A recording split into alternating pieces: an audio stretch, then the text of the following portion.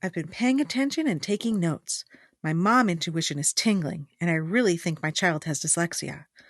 What do I do next? How do I find out if my suspicions are correct? I'm Jenny Sherson, ex-special educator turned dyslexia interventionist. It wasn't so long ago that I, too, was overwhelmed by balanced literacy versus structured literacy, education speak, and everything in between. Fast forward after many, many hours of self-driven education, and you'll see I've built a thriving dyslexia practice helping students from age 6 to 18. My specialties? Working with the quote-unquote difficult, almost always 2E, student, and breaking down the complexities of dyslexia into everyday language strategies and action steps.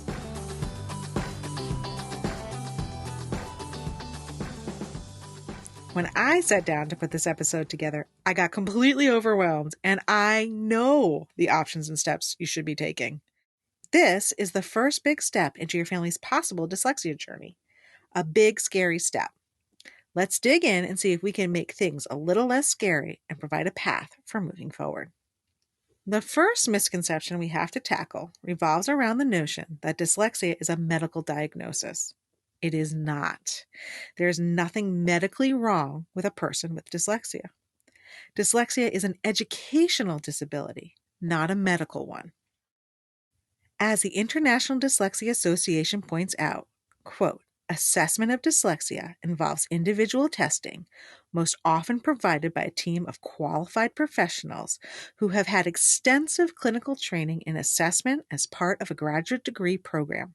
Professional clinicians who assess specific learning disabilities, SLD, and dyslexia may have an MA, MS, MED, EDD, or PhD degrees in education, reading, speech-language pathology, school psychology, psychology, or neuropsychology. Evaluation by a medical doctor is not required for assessment or identification of SLD or dyslexia. End quote.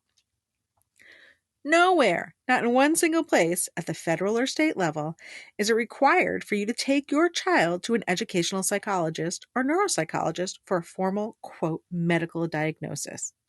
Insurance companies don't recognize dyslexia as a medical disability. It fully falls under the category of an educational disability.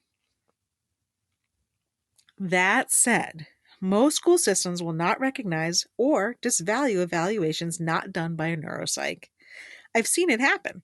I have all of the required certifications and trainings and fall under the list of recognized qualified professionals who can identify dyslexia. At an IEP meeting with one of my families, the special education coordinator looked at my report and said, "Oh, you're not a psychologist. This doesn't count." I was flabbergasted. Now, this varies from state to state and even school district to school district. When a family local to my area contacts me now, I tell them that yes, I can do the evaluation. However, I have found the local school system holds an evaluation from a neuropsych to have the highest value. So what are you to do? How do you get your child evaluated and find out what's going on with them? You have one of two paths to take: the public school system route or the private evaluation route. I'll tackle the private evaluation route first. While it's an expensive path to take, it also throws less hurdles in your way. Once you've made the decision to go with a private evaluation, ask around and find out what type of evaluation the local school system values the most. Like I said earlier, around here, it's a neuropsych report. Then do your homework. Not all neuropsychologists are created equal, nor do all neuropsychologists fully understand reading in the brain. Look for a neuropsych who fully understands the ins and outs of how the brain processes both oral and written language and provides a full report. You do not want a 3 to 4 page report. The type of detail you require will usually be well over 10 pages long and provide all the scores with a full analysis. The testing can be done over 1 or more sessions, and the final report can take up to 3 to 6 weeks to complete. Once you have the report in hand, and if it confirms your suspicions your child has dyslexia, set up a meeting with your child's school to go over your concerns, the report, and how they'll help your child moving forward. This may or may not include going through the IEP eligibility process and getting your child formally identified. If you decided, right, I'm going to take it through the school, first set up a meeting with your child's school, bring your concerns, and request a full evaluation in writing. Don't ask for a dyslexia evaluation. They will tell you there is no such thing. And while they're playing semantics, they are technically correct.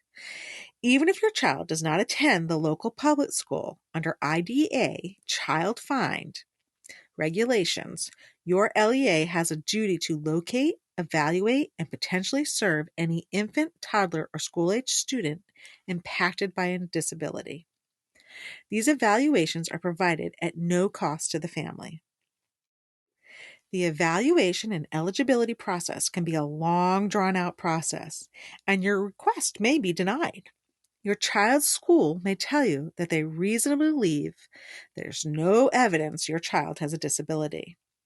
If they tell you this, they have to put their reasoning in writing in a document called prior written notice.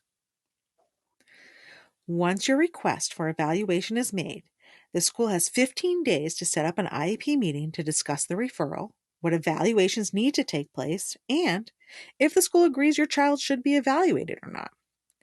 If the school agrees, you will be asked to sign a consent to evaluate. The school then has 45 days to complete the evaluations and hold an eligibility meeting. After all that, your child may still be found not eligible for an IEP and may be offered a 504 instead, or nothing.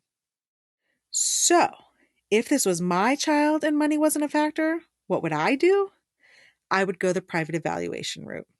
I would find a local neuropsych or educational psychologist who truly understands how the brain develops, processes, and functions in both oral and written language. I would then have more data, schools love data, and a stronger case for when I next meet with the school. So, let's recap. Dyslexia is not a medical diagnosis.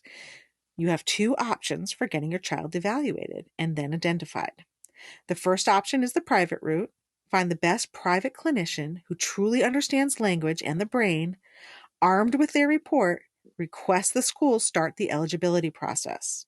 Now, be forewarned, they only have to consider a private evaluation and may still request their own evaluations before identifying your child.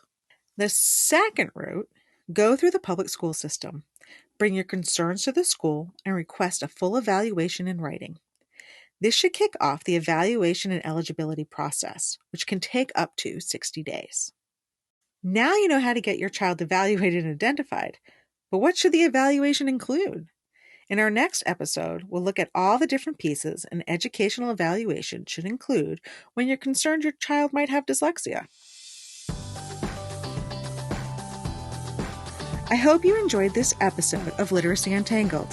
If you loved this episode as much as I did, head on over and rate and subscribe so you never miss an episode. If you want to continue the conversation or share your takeaways, head on over to our Instagram at Literacy Untangled and comment on your favorite part. I can't wait to hang out with you again soon. Bye!